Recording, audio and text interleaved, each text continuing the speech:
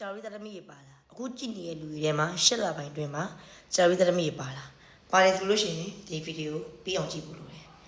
ဒီ၈လပိုင်းကကြာရီတရမီတွေရဲ့လကြာရီတရမီတွေရဲ့ရက်ကြာရီတရမီတွေရဲ့အခါကြာရီတရမီတွေအကောင်းဆုံးလားလို့ပြောရမယ်ဒီ၈လပိုင်းတွင်မှာကြာရီတရမီတွေကဘာပဲလို့ဘာပဲခင်အဆင်ပြေမယ်ရည်သားမရတဲ့လူတွေဆိုလို့ရှိရင်ကျင်းတွေရည်သားရအောင်ရမယ်ကြာရီတရမီတွေကခါကြာရီတရမီရလလို့ပြောပြီးဆိုတဲ့ကွာကိုဒီနှစ်ဒီပိုင်းချားနေမှာဒီလပိုင်းတွေမှာကိုလုံးမလို့ရွေတဲ့ကိစ္စရည်တွေရှိရဆိုလို့ရှိရင်ရဲတင်းတင်းလို့ကိုကြိတ်တဲ့ကောင်မလေးရှိရမလားမြင်မြန်ဆန်ဆန်တွားပြီးဖွင့်ပြောတစ်ဖက်လူကလည်းကိုစိတ်တက်ရှိနေပြီ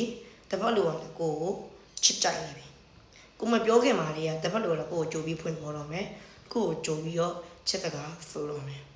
အလောက်ကင်ခွင်နှန်းနေလဲအများကြီးကိုစီရောက်လာမယ်ချစ်သူခင်တို့တွေလည်းဝိုင်းဝိုင်းနိုင်နေမယ်စုပ်ကောလက်ကောပွင့်နေခံမှုဖြစ်တယ်ပတ်စံဆိုလည်းမရှိခဏပဲရှိပြီဆိုလို့ရှိရင်ဒလန်ဟောပဲအခြေကြီးဆိုလို့ရှိရင်လည်းစမ်းပွင့်နေချစ်သူခင်တို့တွေနှစ်ယောက်သုံးယောက်ဝိုင်းဝိုင်းနေနေမယ်ကိုဘောတကယ်မေတ္တာနဲ့စေတနာမှန်နဲ့ချစ်ပေးပြီးအနုနာခံပြီးမချစ်လို့နဲ့ကျုံတွေ့ရမှုရှိတယ်ကြာရီတမီတွေဒီ၈လပိုင်းကမိမိရဲ့လာဖြစ်တယ်ဆိုပြီးအတွက်ကြောင့်မို့လို့